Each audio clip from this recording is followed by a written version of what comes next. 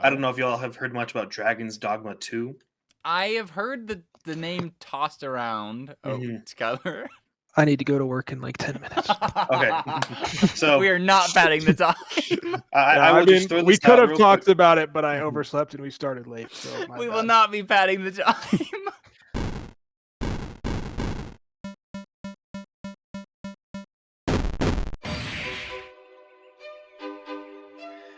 Knights of the D-Pad is a publication of the Daily Universe. We'd like to give a special thanks to Alan Neves and Miles Romney for everything they did and do to help support us and continue to do this podcast. Also, if you'd like to reach out to us with feedback, ideas for topics, or just to say hello, you can shoot us an email at knightsofthedpadpodcast@gmail.com. With that, let's sign off. My name is Ben. And I'm Aiden. I'm Skylar. And we are the Knights of the D-Pad. See you next time. Ending 1 of 6. That's what you would see if we were like MatPat in his final theory, just showing up out of nowhere. Like, here, this is my final, my last goodbye, my last hurrah, and let me just throw in this. You don't get to see the real ending in the video. What? Okay. So, hello everybody, welcome to Knights of the D-Pad, the podcast that changes every single time, and nothing is ever secure. This week we only have 3 people. This is a first for us. Mm-hmm. We've never had this happen before. Court had his schedule changed literally like last minute. Like what was it yesterday? It was like last night at like 6. No, it was at 8. No, it was it was last night at 8 o'clock. That is the most last minute like schedule host shift that we've had, and so we were like, well, we can just run it down with 3. That's cool with us. So it is just 3 of us. I've rearranged the visuals to make it work with 3. And we will make it work. I mean, we're 10 episodes in. We're 10 episodes into the 4th season. It took us this long to end up in this situation, so I think that's pretty good. I personally would have just put like some like random PNG in the place of. Well, Court. so we had done that once before. The second time that I had the funky OBS audio, we did put the was it Crack Kid the basketball. Oh yeah, I remember that. I did put that in for Court once, but because I had enough warning, I was able to adjust the overlays. But you get to put up with the 3 of us. Lillian and Hiram had plans today that we already knew of. Court was going to be here, and then last minute he got his he got a schedule update, so we're here. But we've got like 10 news. We got lots of news. We'll keep everyone keep it interesting. We'll try and keep it interesting. Let's see. Where should we start? We've all got at least 3 topics here. I think a good thing to start off is just what I started off with. We can talk about MatPat's final theory, which I'm surprised hasn't been talked about yet. I'm gonna be honest. I completely forgot about it 2 weeks ago. So I wasn't here. I was on a cruise, and I actually missed it, and so I watched it like a week later, after the MatPat's final theory came out, and I'm watching it. Not gonna lie, I cried a little bit. But the end of an era. The end of an era. The end of my guy, Matthew Pathew. And I just wanted to take some time to talk about, the impact MatPat has had on gaming and like gaming content creation as a whole. And then maybe cover over how he made a little scavenger hunt game where you had to find all 6 endings to get the true ending of MatPat game theory. I'll be honest, I haven't watched like any of his final theories. I genuinely haven't watched a game theory video in ages. I guess in terms of the impact on the community, I mean, I think this week or this weekend, I think he's like the main MC for PAX East, isn't he? I think he's at PAX. He's still doing things. Yeah, he's going to be on someone's like charity live stream.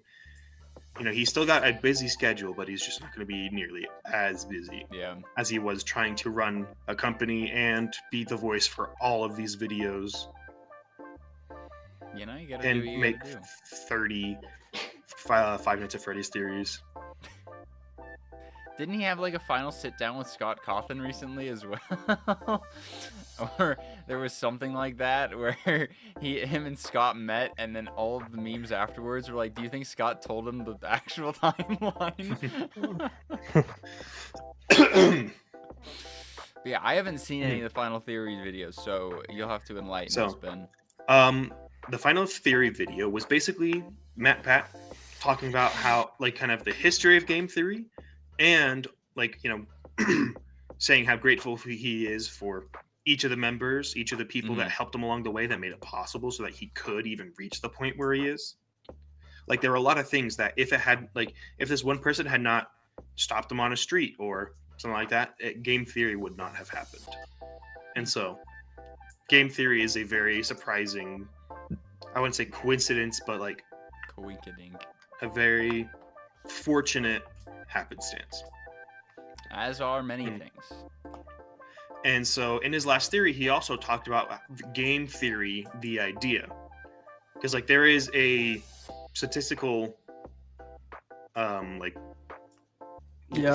like law, it's something online called game theory, where like you can predict the outcome of a particular game using like variables you have on hand, essentially. And so there's popular ones like the prisoner's dilemma, where you will have two people, if they both say they're innocent, they'll get a short prison sentence. If one person sells out the other person, then they'll get a short prison sentence, and the other person gets a long prison sentence. Yeah. And if they both sell each other out, then they both get long prison sentences. And so the theory is like, well, which is going to be best? Because like, if they both say they're innocent, it's like an average sentence. If they try to fight, they could get short or long, or they could both get long. And so that's one of like the essential like kind of founding principles of, or I guess founding games that gaming theory was kind of put into and used to try and figure out what is the best option. If you were to play this game, what is your best move? Yeah. And so he talked about that, he like came over and hugged, he like walked around the studio and hugged people, saying like thank you and goodbye. And in like the actual video that was released, you got ending 1 of 6, where he just kind of walked out, got in the car with his wife, and drove to California to meet Scott Cawthon. Yeah. And Scott Cawthon met him at the door. He's like, "I've been waiting for you." And like Matt Pat walked in, excuse me, and the ending was the lore keeper ending. And so what you had to do is you had to go throughout his like last 4 videos, one from each channel, and you had to find little hints and bits of like throughout the video to piece together a URL for the other endings. And so you had not the game theory ARG. Yeah, and the game theory ARG. This isn't his first ARG, so. But the big one. You have 4 endings. You have the chaos ending, the insanity ending, the meme ending, the horror ending, and then the last one. What you do is you piece together, little bits and like hints to form the last URL that is the real ending. And then the real ending is just Matt Pat talking to the 4 new hosts. Yeah. Of the each of the channels and getting their ideas and getting them what's your plans for this and stuff like that. And so it's touching. He has a nice little like monologue at the end, but I personally just wanted to give a general like, I don't know if shout out's the right word because we're not the biggest platform to give Matt Pat a shout out, but like he has created such an influence on content creation as a whole. Like he really helped to like put together such a like wholesome and like large following that has since kind of spread all around, and like it's so great because like he mentioned this himself. It's incredible to hear just random people in like other videos and just like, oh, that's just a theory, a game theory, and stuff like that. And so I don't know if y'all have anything touching to say about Matthew Patthew. I know that because we talked at length in the Mhm. past in a previous episode once he first announced it about the impact he's had. So like I don't have anything to add from the comments I made on that video. But I like because I don't watch game theory as much as I really used to. Mhm. Like I genuinely haven't watched like a full episode in ages. So I don't have anything to add. I know that he's been impactful and he'll be around, just not in the same capacity. And that's really what's important, is that he's sticking around, because I think he'll be a good influence on other creators in the more general space. So Yeah, kind of same here. I don't necessarily have anything to add. I wasn't part of like the episodes where you guys really like talked a ton about him, but I'm kind of in the same boat. I don't watch him as much as I used to. I try to keep up with the FNAF stuff just because like I've watched like 27 out of 30 of the videos, so I'm pretty invested. But yeah, it's just crazy to see how big he's grown. I remember like the way I got introduced to game theory was like I was in high school band and one of my friends was like, "Hey, have you seen this video about like companion cube in Portal?" Or Mhm. probably he mentioned Sans' Nest too. But With- and and now I was walking on campus this week. I literally saw someone with a Theoryware jacket. I was like, "Whoa!" yeah. Like I did not expect that. But yeah, he's awesome. Love him. Shout out. Shout out. Shout out on the small platform. Mhm. Yeah, thanks for reminding us that happened, Ben, because we did not have that on the agenda. So good way to start us off. Let's go. I want to go through some of the smaller stuff, at least that I've got first. One of the first things that was talked about that came out this week was GTA 6.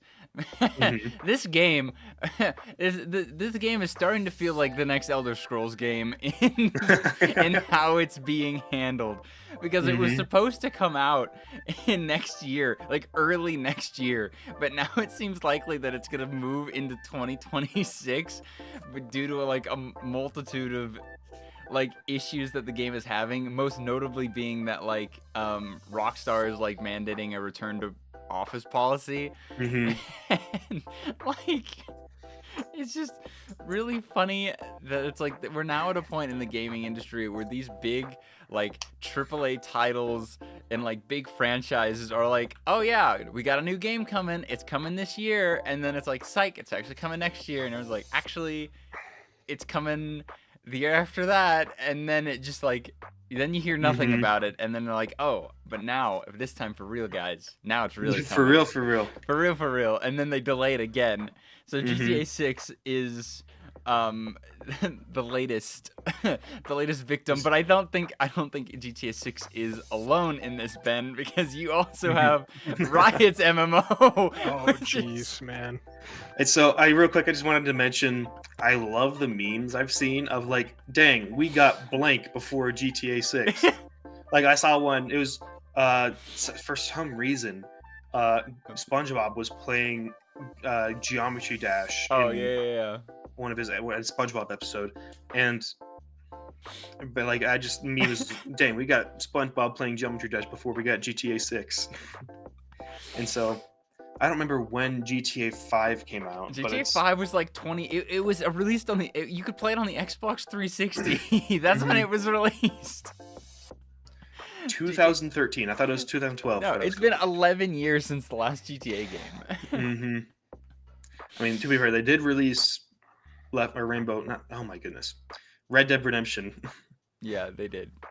So Yeah, so they GTA haven't 6 been just goofing around, but GTA 6 is getting whacked in the mouth by delays, but it seems like the Riot MMO is also in that same hurt train of development hell. in the same hurt, like development just getting totally bonked, which is weird because like with this one, it doesn't seem so much as it is like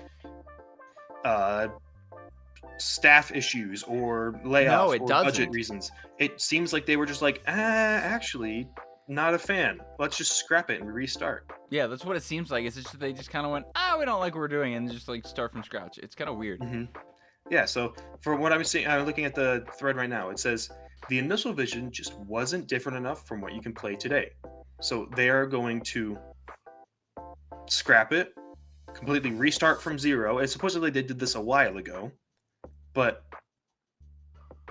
it's going to take the suspected kind of release is going to be a lot farther away than what we thought before. And so, I mean, I personally wasn't like the most hyped for the Riot MMO. Like I'm excited to try it, but Yeah. like it's not like I've never played an MMO before, so I'm not like it's not exactly my bread and butter per se. Yeah, I mean, because they're also still working on their fighting games, so they've got they've got 2 games in development now. The 2XKO, 2XKO. which I'm. That's the one of name the titles of all Is time. the name growing on you, Ben? Definitely not. This guy's like, my no, case. I do not want it. So yeah, Riot's got their hands full with those. I would be down for 2XKO if 2XKO also like meant something in of itself, but it's like an acronym. Like an acronym for or like a it was like it shaped the form of like Echo or whatever.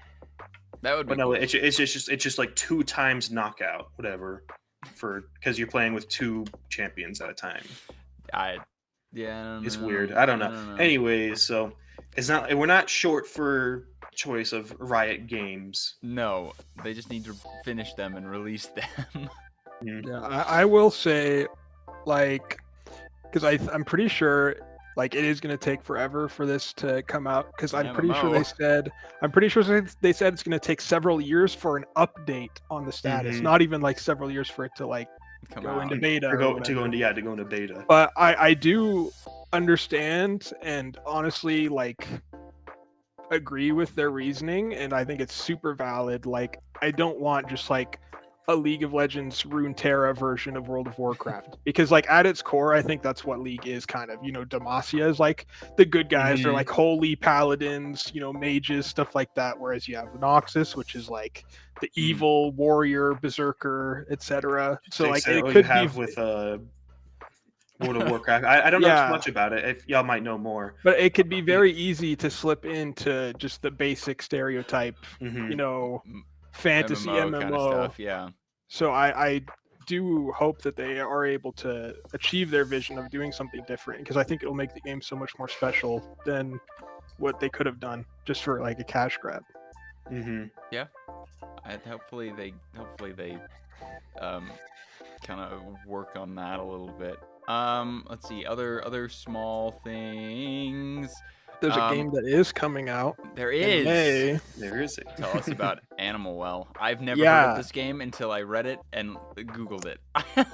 Yeah, well, the main thing is about it if you're a fan of Video Game Donkey. Okay. Court has mentioned Video Game Donkey lots of times. I'm also a huge Video Game Donkey fan. I watched him back when he was still a League of Legends creator, and went through that whole transition. But for those who don't know, Video Game Donkey and his wife Leah started I don't know what it's technically called, maybe like a production company for video games called Big Mode.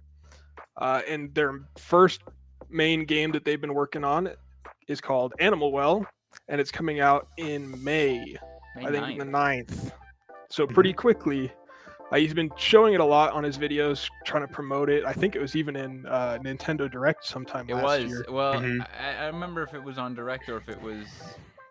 Oh, in the Indie World Showcase is when it was brought up last year.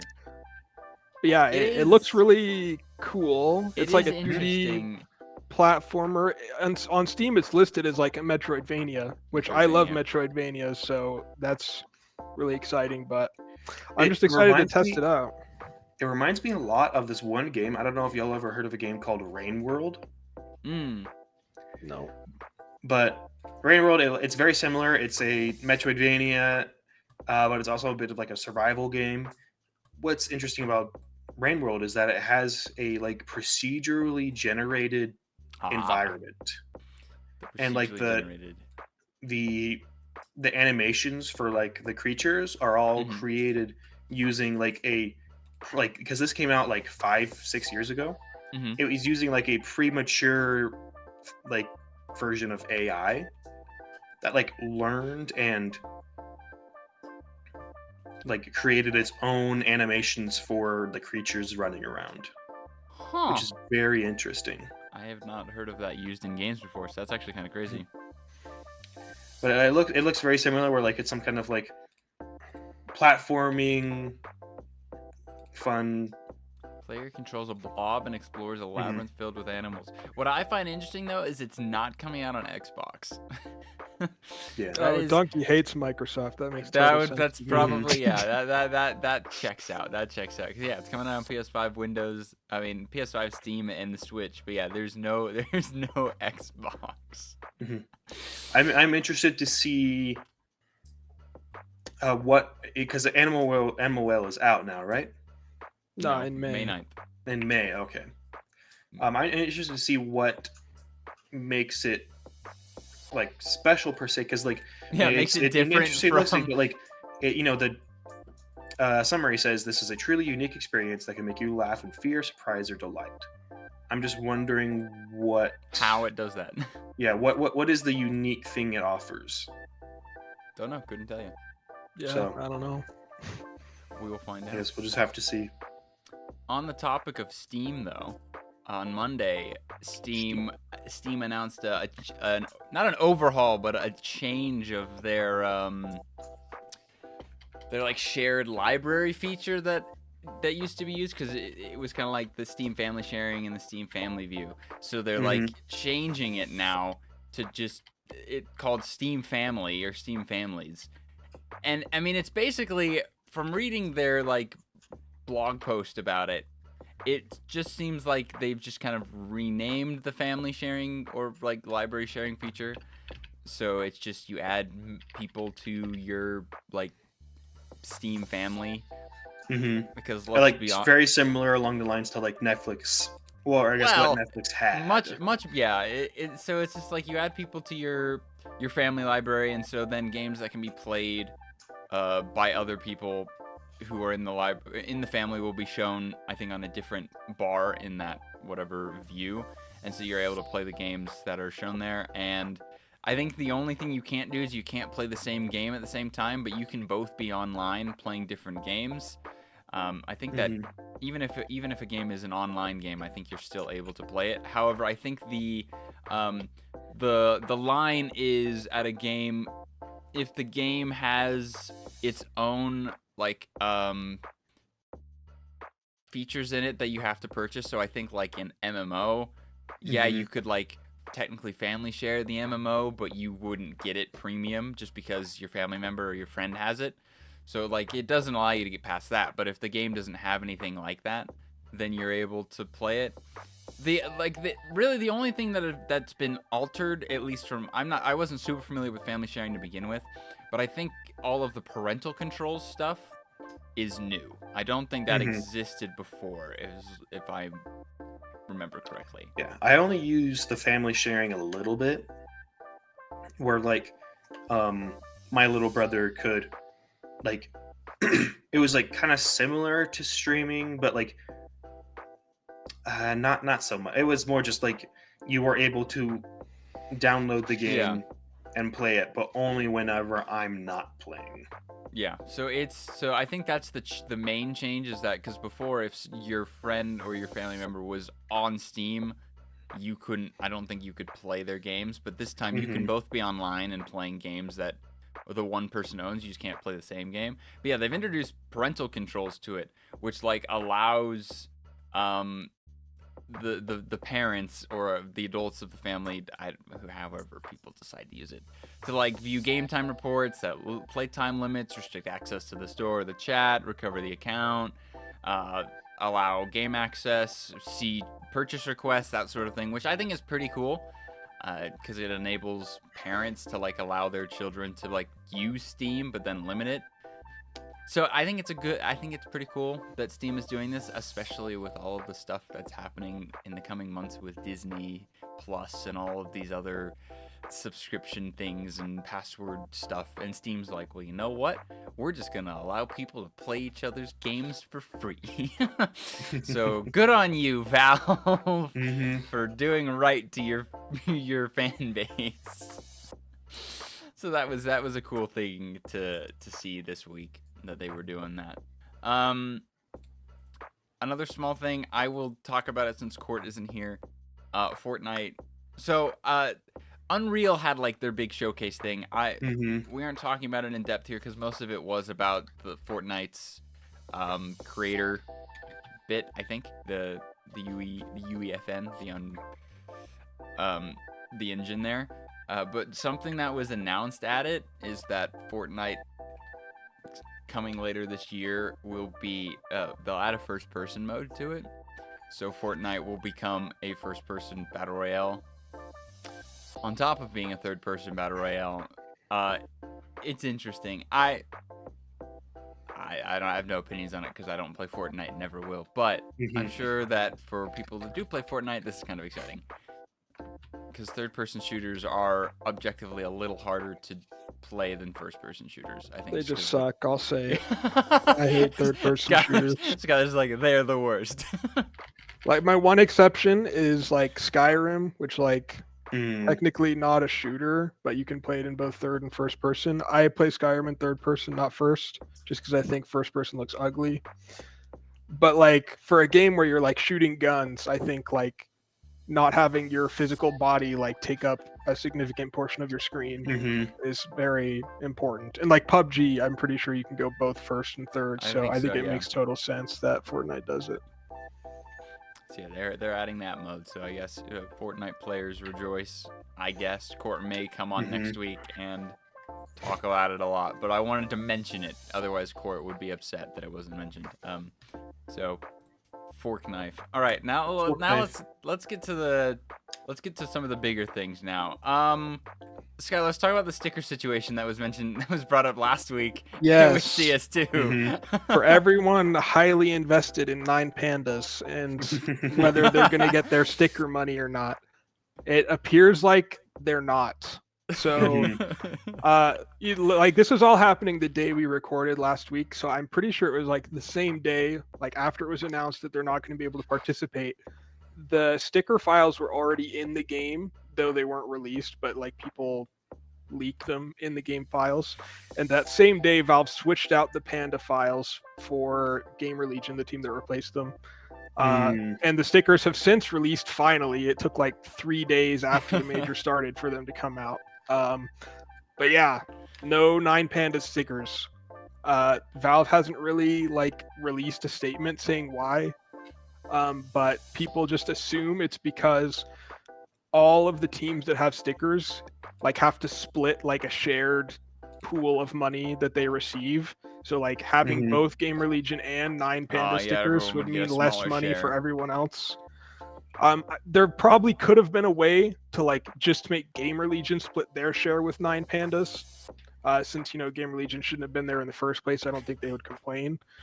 But that's not how they did it. Valve, usually isn't super flexible on these types of things. They don't necessarily care what the community thinks. So it sucks, particularly for the players, who grinded their way to get to the major. It already sucks enough that they didn't get to play, but now like their name isn't in the game, which is like half the reason that people want to qualify for the major in the first place. People understand it's unlikely that they're going to win it. Only one team wins a major. There's only like maximum 2 majors a year. It's hard, but like they want to be put into the game. They like their in-game name becomes part of the game forever if they qualify to a major. And the Pandas qualified. They were supposed to play. Travel issues happened, and now they're just not in the game. Like that's crushing. Yeah, I was about to ask, like, what happened to make it so that Pandas couldn't make it? Like, yeah, they just had like they needed to be able to have 5 people in Copenhagen by a certain date, and they only got 3 of their players there. And no specific issues other than, no specific details other than just like travel issues. The players didn't make it. Like it's so sucky. Yeah, because it's interesting because it's like lots of other major esports. It's like if a team's players can't make it to the LAN event, then they find a way to be able to remote them in and just have them play from online. Because like Overwatch has had a few of those issues in the past, especially during COVID when they had so few LAN. Not like hard LAN events, but where most of the players were in the same location, but one or two couldn't come. They just had the one player that couldn't make it just play online on their server. But it seems like Valve was like, no, that we don't do that here. You must be in. We don't do that here. You must be in person, in venue. Yeah. So it's unfortunate for Nine Pandas. Yeah. They don't get their sticker money. Hopefully they'll be able to qualify for the next major, but like the competition in Europe is so tough. Like this could legitimately have been their one chance. So like if they don't make it again, one chance. My heart goes out to them. Plus the stickers, like the Nine Panda stickers themselves, looked like the best out of all the ones that got released too. So that part sucks also. No. That I don't get the Panda stickers. Like not even just that the players don't get their names or the money. Panda, no. So I'm personally very mad about it. No, yeah, I feel like I think you are justified in that one. Keeping on the esports topic though, Apex had a little bit of a funny happen last week. So, disclaimer, I know nothing about Apex. I don't follow Apex. Neither do I. But I was at work on Tuesday, I think, getting to talk to my coworker, and he just brought up this thing that happened. Yeah, it was all over Twitter. In an Apex tournament, the ALGS. Yeah, the Global Series. That's their big the American tournament. Global Series, which I think was being played online. I don't know all the details because I don't know anything about Apex. But the details proper. Yeah, so what I do know is that 2 players got hacked while they were playing this tournament. Yep. Supposedly the hacker's name scrolled across the screen of one of the players. I don't even know how that happens. But one of the players was given walls and the other one was given aimbot, just during their competition. Fortunately, both the players immediately stopped and they threw their hands up. Yeah, I think I read that one player literally showed his hands in the camera saying he was off the keyboard not playing.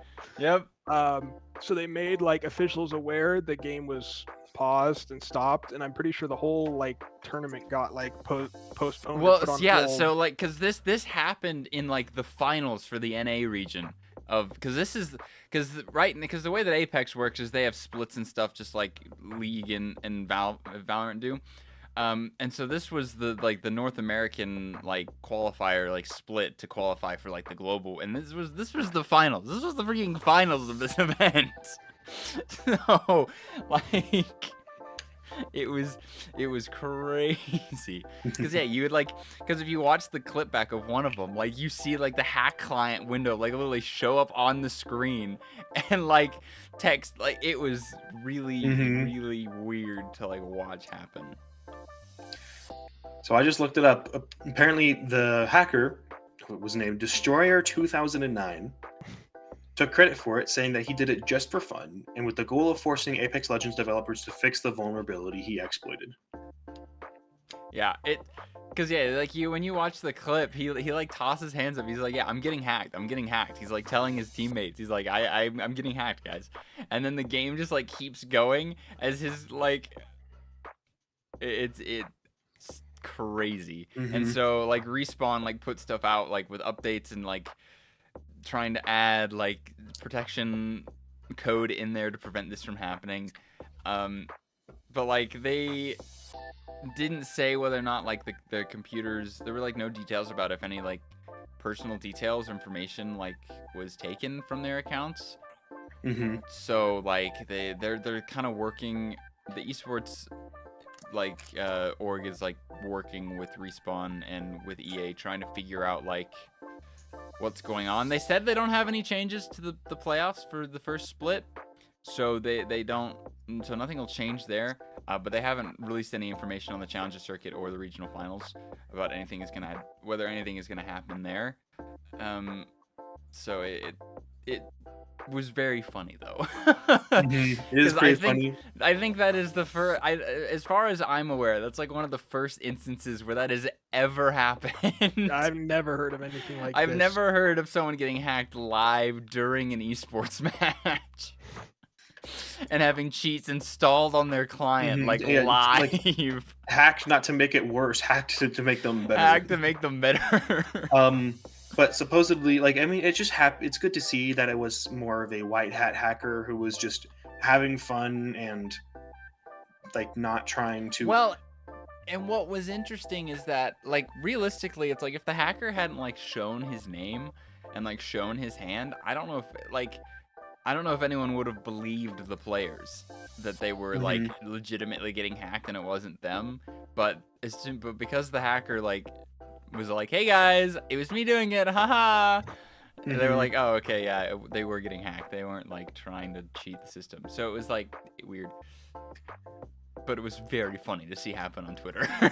Because Twitter was like multi-billion-dollar esport, by the way. Smile. Yeah. Like everyone was making fun of Apex for it, and making fun of EA for it, especially because they're like it would happen to an EA title to allow remote hacking.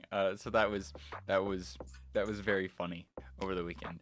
On a well, not on a hacking note, but on a, make you better at gaming slightly. Elon Musk is having fun with Neuralink, and I think this is, as far as I'm aware, like the first real instance of like Neuralink being used legitimately for something. Because before this, it's just kind of been like, oh, tests on animals. It could do this to humans, but like this, I think this was the first actual instance of Neuralink being used. So, a diver by the name Noland Arbor used the cursor to play the chess online, moving the cursor around with his brain. And so, this guy was paralyzed down, below the shoulders after a diving accident. And then in January, he received a chip and has been like basically the first ever human Neuralink patient. Wow. He was playing chess. Him and Neuralink posted it was kind of a live stream that I think Nolan and his brother I think that was what it was in the live stream. I don't remember if it was his brother or not. But yeah, it was he was just playing chess. He said he described the chip as like using the Force, which I think is pretty funny. But yeah, he also said that he played Civ with it. Yes, he was playing Civ 4, was it? Yeah, he was playing Or Civ 6. Civ 6. He was playing Civ 6 for 8 hours straight with the Neuralink, which is crazy. Like we don't know, like they didn't go into too much depth about like what else he's been able to do with it. If it's just been cursor movement, like if you had the Neuralink chip, could you like straight up play things like League or play a first person shooter? Like, the extents of it past that, but like we at least know you could play outside of chess and Civ. You could probably play something like Sims, or you could probably play something like StarCraft, the kind of point and click games. We just don't know if it translates to keyboard inputs. It'd be interesting, like how they would implement it and how well it would work if they're able to do it. I personally find it very scary. I think that is quite frightening. This whole, let me put this chip in your head and just like, it's just so weird. It's such like a dystopian like idea but it's just like real life, and it's not like it's like he's doing it because he's evil, but it's just like doing it because he's evil. Yeah, that part's debatable, actually. Elon Musk. People who liked Twitter will debate that. Elon Musk is just evil. That's what Neuralink is. It's all part of his grand scheme to enslave the human race. Because, yeah, on, like, one hand, it's really cool that, like, this is a possibility. But, yeah, on the other hand, it's like, this is a little scary. Because depending on how, like, it's regulated and what kind of, like, what the tech and software behind it is, you don't really know. We'll have to see what happens. Because, yeah, we only know that he was able to play chess and Civ and he was able to move the cursor. Like, that was it. We don't know if there's any extension to that, if he was able to use a keyboard, if it had any input, like any kind of like audio inputs at all. You know, we just know he was able to move a cursor. So I don't know if it's like some kind of software that he linked up to the computer, and like, I don't know. We'll have to see if is it Bluetooth. Is that what he's using? Is it a Bluetooth chip?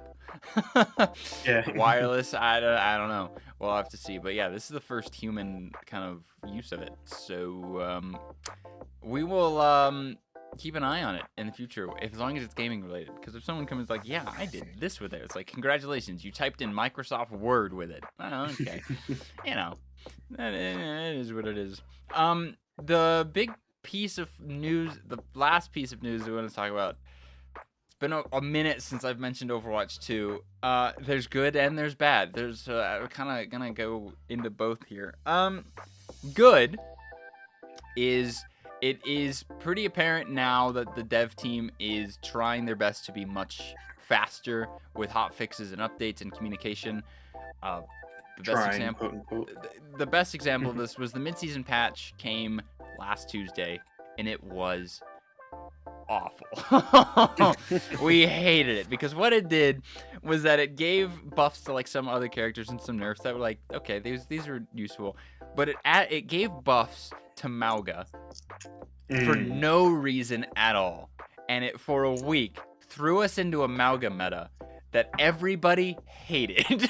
Because the way that Mauga's playstyle works is that in order to get max value out of him, you have a Mauga mirror, and the two Maugas just shoot at each other. They just stand there and shoot at each other, because Mauga gets health back for shooting other characters. So you just have two Maugas sitting there and shooting at each other and just not dying. So it was really boring. So the pro scene for that one weekend was just playing Mauga nonstop. Everybody hated it. And the dev team was like, we hear you. And a week later, they went, okay, we're going to stop that. And like pulled back a lot of the buffs. And so that we were like, okay, sweet. They like heard us. And then there was a developer update with Aaron Keller where he was all like, here's what's going on in the future. We're going to rework some maps in the coming months. We're going to, when Season 10 drops, Season 10 will drop a week later so that you guys can have a weekend to play with Venture, the new hero, before they come out, so we can get tests and kind of like do some initial balancing. You'll get to play the new game mode when it comes out in Season 10.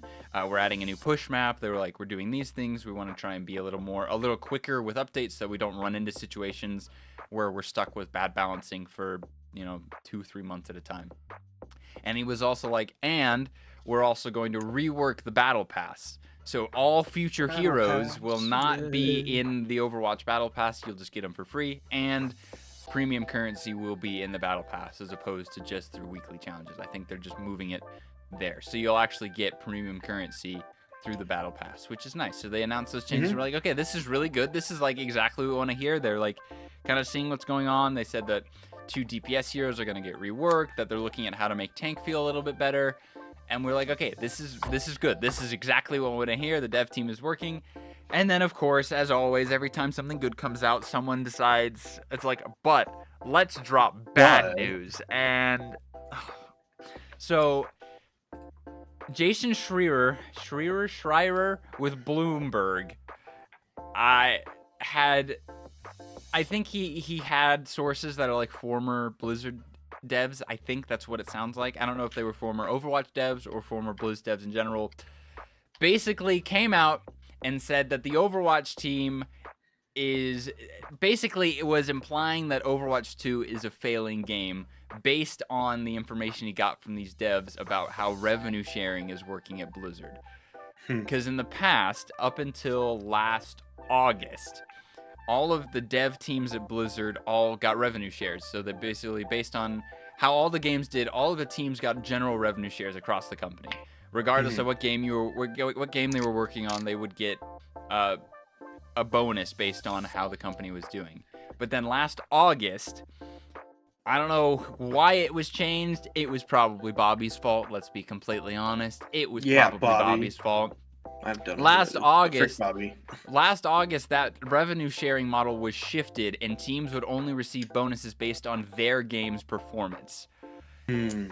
and the Overwatch team was getting $0 of bonus because they allegedly were not hitting their performance quota. Allegedly, according to these devs that are no longer with Blizzard, they were not getting any. They weren't getting any payouts because they weren't reaching their bonus targets. And so that has led some to believe that means Overwatch 2 is failing, it's not performing well enough, that the team isn't getting their bonuses. And then on top of, obviously, all of the layoffs that happened, with a lot of those coming from specifically the Overwatch team. And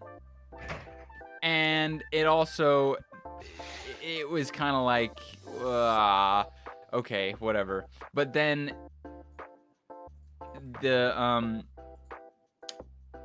recently, it basically has been confirmed that they're done. PvE is done. It is done. It is done. They're not. I mean, it's off the back of the fact that basically the entire PvE team was laid off in January. There's nobody left who was working on those. So we are, and it was pushback. So we already kind of knew it was getting canned. But this is the official it's being canned. They're not going to focus on PvE anymore. They're going to shift their entire focus onto what made Overwatch good to begin with, the PvP aspect of it, which is probably kind of why Aaron Keller came out and was clarifying. It's we want to try and be faster with updates. We want to try and be on top of everything, give you more content quickly. And that kind of seems like it coincides with okay, we're scrapping PvE. We're not going to worry about it anymore. So now all of Team 4's focus is on the PvP. And really it depends on who you talk to as to what this really means. For someone like myself who really the PvE bundle that came out last year, I bought it and I played it. The PvE has been fun. I don't really care that there's not going to be any PvE in the future. I don't play Overwatch to play a story game. I play Overwatch because it's fun PvP based. So for me as a player, I'm oh no. Anyways, I don't see this as an issue. But other people will look to this and be oh, Overwatch is failing as a game. It's not making any money. I don't think that there's really a right answer. I don't think that there's really a right way to look at it. Other than Overwatch isn't a dying game. Its player base is still fine. People, for some reason, I don't know why Overwatch is being, every time new bundles come out, Overwatch is the scapegoat for, oh, look at its microtransactions, they're so bad, and then everyone refuses to look at Valorant and Apex and their atrocious bundle pricing, but I guess everyone just wants to come after Overwatch for some reason. So, as an Overwatch player, seeing the PvE get canceled, it sucks, but it doesn't bother me because I didn't expect anything from it, and it does mean that they're just completely focusing on PvP now, which is what I want to see. I want the PvP to be better, and this means they're only going to focus on it. So, and there's no more Bobby, so no more Bobby. No more Bobby. So that's what's been going on with Overwatch. The new hero will come out in a couple weeks for the playtest weekend. I'm excited. Season 10 will be fun, and the esport is killing it. I've got all my tickets and stuff to go and see the esport at DreamHack Dallas in June. So let's go. Esports. So that's that. That's all the news we've got. We had a filler segment we were going to do, but then Court said he wasn't going to be here, so we're wanting to hold off so that we actually get a full panel of people to do it with. I don't want to leave Court hanging with that one. So I guess if we want to pad the time just a little bit more, there's something else we could talk about. I don't know if y'all have heard much about Dragon's Dogma 2. I have heard the name tossed around. Oh, Skylar. I need to go to work in 10 minutes. Okay. So we are not padding the time. We could have talked about it, but I overslept and we started late. So we will not be padding the time. Just real fast, Dragon's Dogma 2 has horrendous optimization. Oh, we love it. It broke sales for Capcom on Steam. I saw, which is good, but also bad because I think there's way better Capcom games. No offense. I also saw other small. I saw that Stardew. I think Stardew Valley broke its all-time concurrent player count, didn't it? Yeah, because they released a huge new They released update. a huge update. So those are also some other things that happened. We'll just have but to bring that up next week, I guess. We cannot pad time for the sake of Sorry, my Skylar's bad. finances. Well, take us out, Ben. Okay. Knights of the Deep Pad is a publication of the Daily Universe. We'd like to give a special thanks to Alan Reeves and Miles Romney for everything they did and do to help support us and continue to do for this podcast. Also, if you'd like to reach out with us with feedback, ideas for topics, or just to say hello, you can shoot us an email at knightsofthedeepadpodcast@gmail.com. With that, let's sign off. My name is Ben, I'm Aiden. I'm Skylar. and we are the Knights of the Deep Pad. See you next time.